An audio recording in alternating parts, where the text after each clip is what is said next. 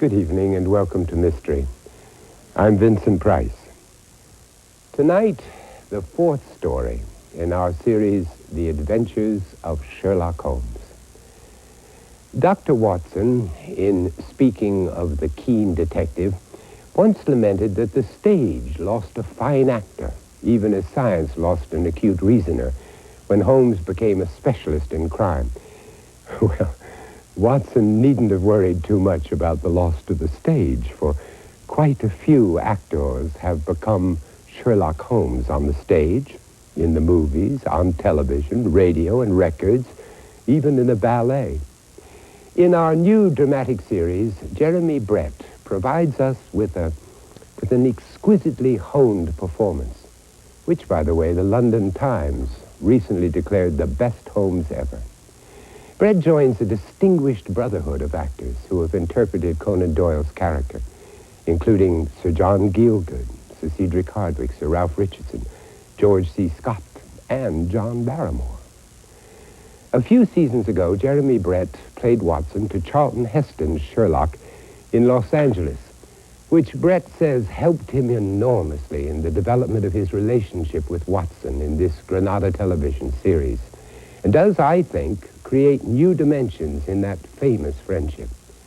Watson previously has been most often depicted as a bumbling, slow-witted clod. Conan Doyle often used contemporary history as a basis for some of Sherlock Holmes' original adventures. In 1887, England and Italy had negotiated a maritime agreement which at all costs they wanted kept secret from France and Russia. This document and the intrigue surrounding it suggested to the popular author the beginnings of Holmes' involvement in the adventure of the Naval Treaty. After a few eminently forgettable stage productions by other writers appeared in Britain, Conan Doyle decided to write his own 5-act play about Holmes. He sent it to the famous actor-manager Beerbohm Tree, who wanted to make so many revisions that the author withdrew it. A few years later, the script came into the hands of the famous American actor William Gillette. Gillette also wanted to make changes, but by this time, Doyle had become more flexible. May I marry Holmes? Gillette asked Doyle.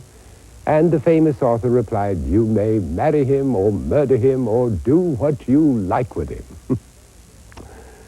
Conan Doyle never ceased to deprecate what today we recognize as his finest creation, and he wrote in his thanks to Gillette, to the man who changed a creature of thin air into an absolutely convincing human being.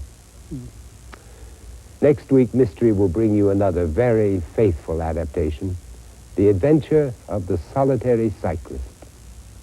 Until then, I'm Vincent Price. Good night.